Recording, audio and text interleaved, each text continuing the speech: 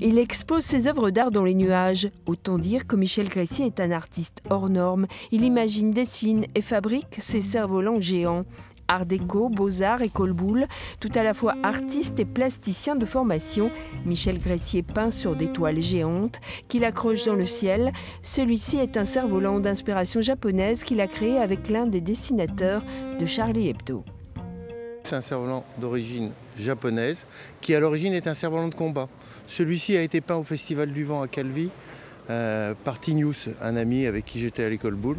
Et donc je me suis bien promis de le faire voler sur tous les festivals cette année.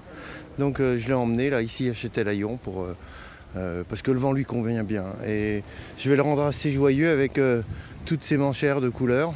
Et je vais le laisser toute la journée comme un signal dans le ciel. Dans le ciel de Châtelaillon, il y avait d'autres cerfs-volants géants. Au bout du fil, des amateurs qui n'hésitent pas à faire appel à un concepteur néo-zélandais pour se procurer les plus grands cerfs-volants du XXL, comme cette baleine. Elle fait 36 mètres de long par 8 mètres de diamètre. Alors pour donner une petite idée à ceux qui n'ont pas de notion de ces mesures, on peut mettre un bus dedans, ça ne touche pas les bords.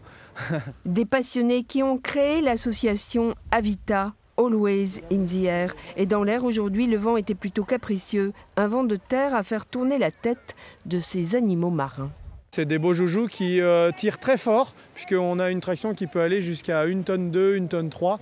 Donc en fait, toute la difficulté aujourd'hui dans des vents comme aujourd'hui qui sont relativement difficiles, c'est de savoir s'arrêter avant la catastrophe. Eux en tout cas ne s'arrêtent jamais. Ils étaient en Inde il y a 2 mois. Ils s'envolent dans le monde entier pour présenter leur collection de cerfs-volants, des grands formats qui sont aussi en vogue dans le ciel de Châtelaillon.